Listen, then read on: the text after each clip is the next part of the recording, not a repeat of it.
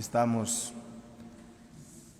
en el contexto de la cincuentena pascual, así como nos hemos preparado una cuarentena, 40 días de la Cuaresma para la Pascua, y ahora tenemos la dicha de celebrar la presencia de Cristo resucitado, que reiteradas veces se aparece, se hace presente a unos y a otros, para justamente demostrarles su cercanía.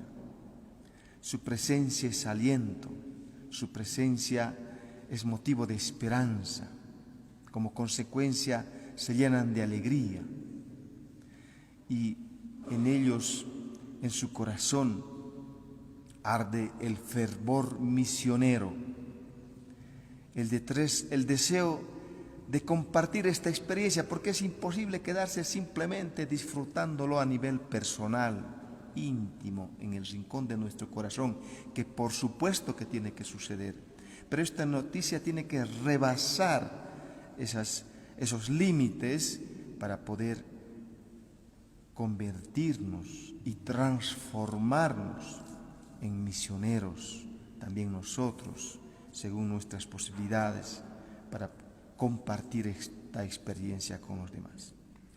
Esto es lo que hace Pedro en la primera lectura, anuncia este querigma, que significa como la síntesis de aquel contenido de fe que transmitieron los primeros cristianos en la persona de Pedro, con elocuencia, con convencimiento, con alegría, sin temor, sin miedo, les anuncia esta buena noticia, que Dios glorificó a su servidor Jesús, lo glorificó, lo resucitó y les dirá: aquel a quien ustedes le entregaron, aquel a quien ustedes le negaron, pero Dios ha querido glorificarlo. De esta manera, todavía les echa en cara, podríamos decir, pero sí con mucho respeto, porque pues saben que no han sido propiamente ellos mismos quienes le han propiciado esos golpes, escupitazos, en fin, hasta darle muerte. Pero les dice, son corresponsables. Ustedes renegaron del santo, del justo.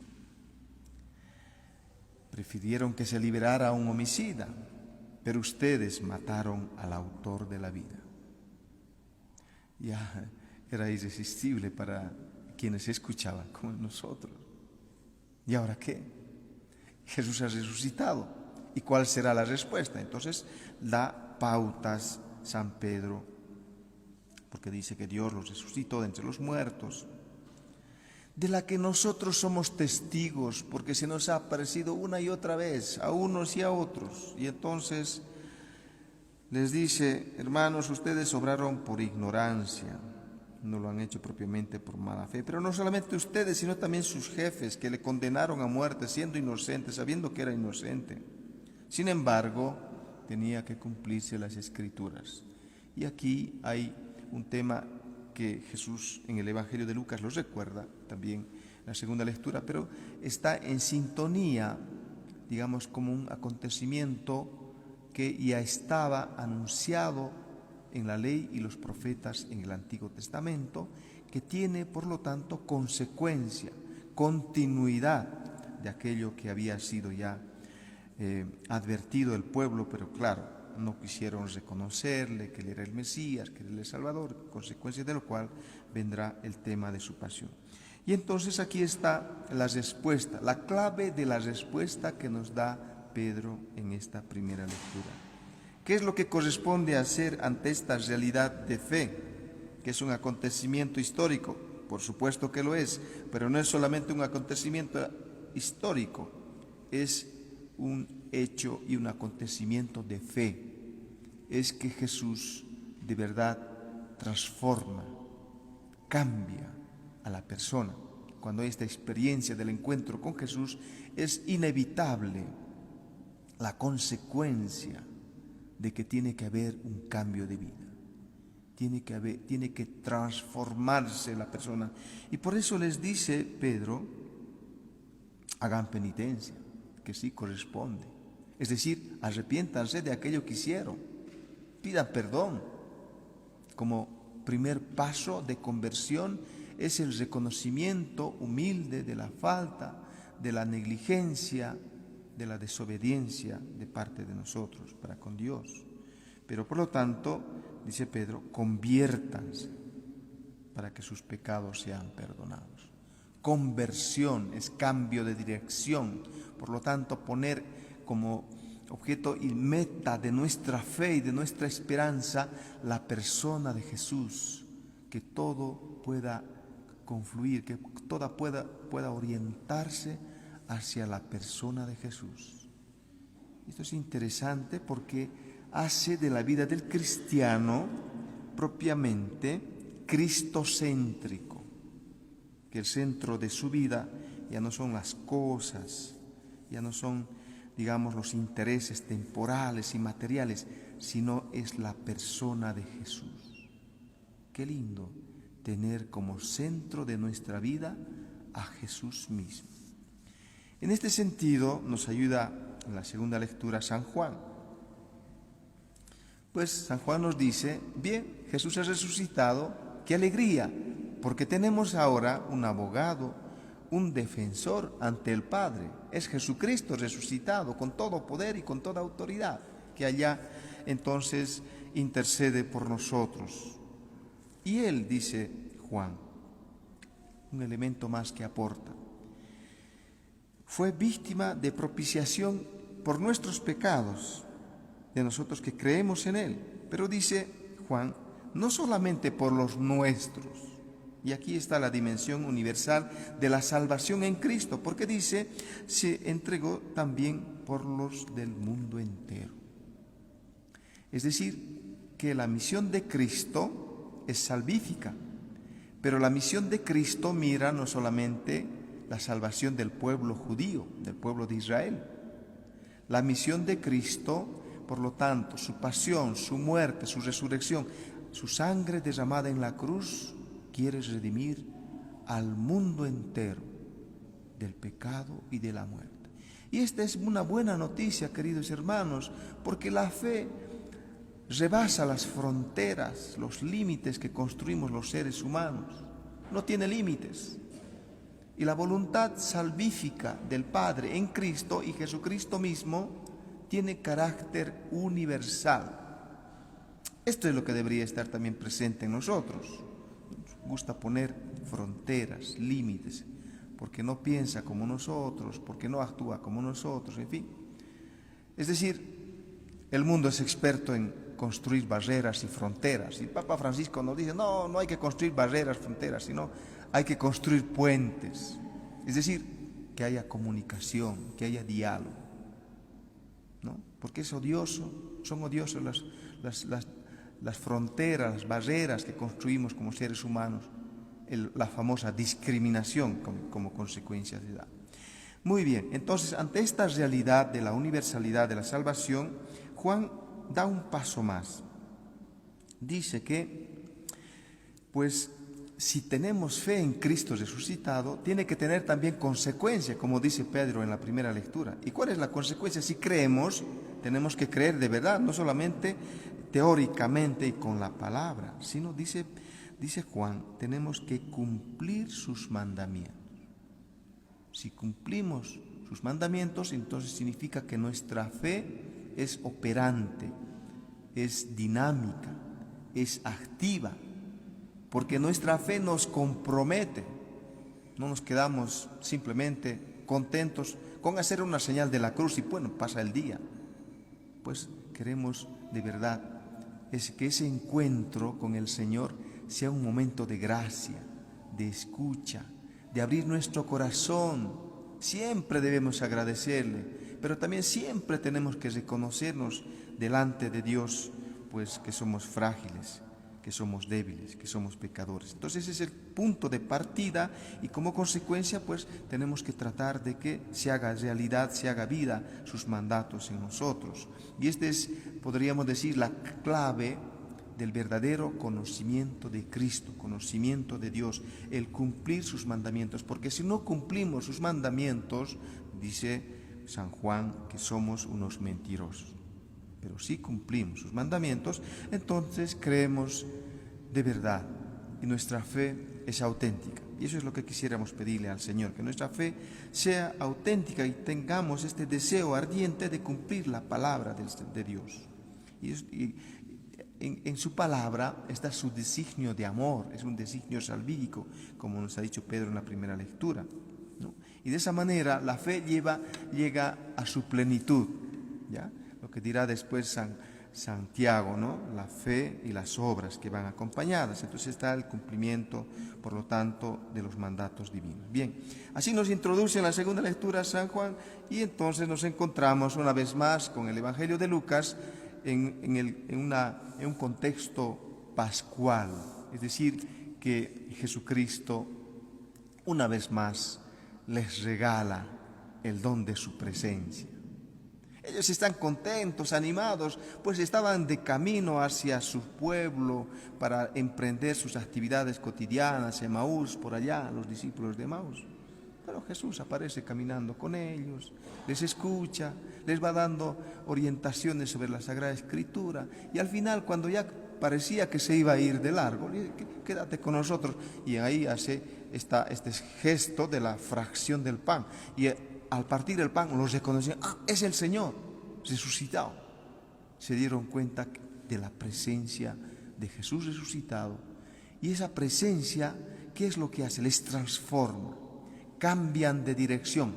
Ya no se van para hacer las actividades que siempre hacían, sino que ven la necesidad de ir a compartir esta experiencia con los otros discípulos. Por lo tanto, emprenden camino de regreso y van hacia Jerusalén y se encuentran con otra comunidad y dicen unos, a nosotros se nos ha aparecido, le hemos reconocido partir el pan, no nos dábamos cuenta y a nosotros también nos ha aparecido.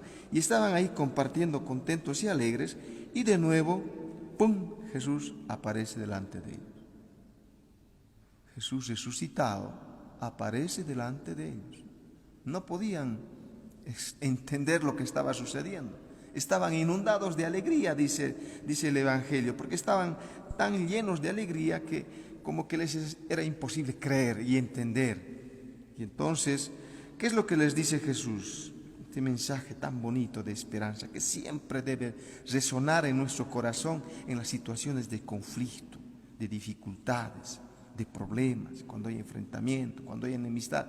Siempre debe aparecer esta palabra de consuelo de Jesús. La paz esté con ustedes. Esa paz que es una necesidad, esa paz que es una misión, que es una tarea de todo cristiano, de todo bautizado. Entonces Jesús da ese primer don de su presencia, la paz en sus corazones. Y les pregunta, ¿por qué están turbados? ¿Por qué están medio confundidos, medio dudando ustedes? Soy yo, no duden, no es un fantasma, no es un espíritu, soy yo mismo. A ver, vengan, aquí están mis manos, toquen mis pies, mi costado. Vengan, toquen. Nos llama la atención cómo Jesús quiere confirmarles en la fe. Todavía no había esa seguridad plena en su corazón, pero su presencia una vez más les dice, soy yo mismo. Es decir, que el resucitado es aquel a quien le habían crucificado y que el crucificado es verdaderamente el resucitado y el resucitado está verdaderamente presente entre ellos. Entonces ese es un don importante. Claro, nos está hablando aquí de algo más, es decir, como una prueba ante la duda o ante quizás la desconfianza. No podemos desconfiar y dudar de Dios, de que Jesucristo verdaderamente ha resucitado. Y por eso va más allá Jesús con esas palabras de decirles, vengan. Ahora nos preguntamos, ¿habrán ido? ¿Le habrán tocado? ¿Tenían la posibilidad? Por supuesto que sí. No creo que lo hayan hecho porque ellos estaban convencidos de que verdaderamente era el Señor. Pero todavía Jesús va un poquito más allá, les dice, como provocándoles, ¿no? Estaba en su mente en algunos un fantasma, es un espíritu. Pero les dice, ¿tienen algo de comer? La pregunta desconcertante, ¿no? Si es un alma, es un espíritu, pues no, un alma no come, ¿no? O le damos comidita a nuestros difuntos cuando vienen, pero el platito está más o menos igual nomás, ¿no? Después de Todos Santos. Pero Jesús pide de comer. ¿Qué les dan? Le dan un trozo de pescado asado.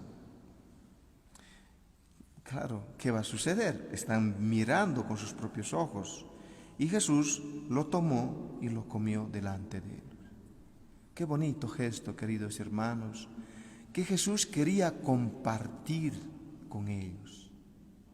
Quería que vean que Él está tan cercano. Como sabemos, el comer juntos, el comer en la mesa, es signo de intimidad, de cercanía, de unidad, de cariño, de amor. Sabemos, eso es lo que compartimos cada día en nuestra casa.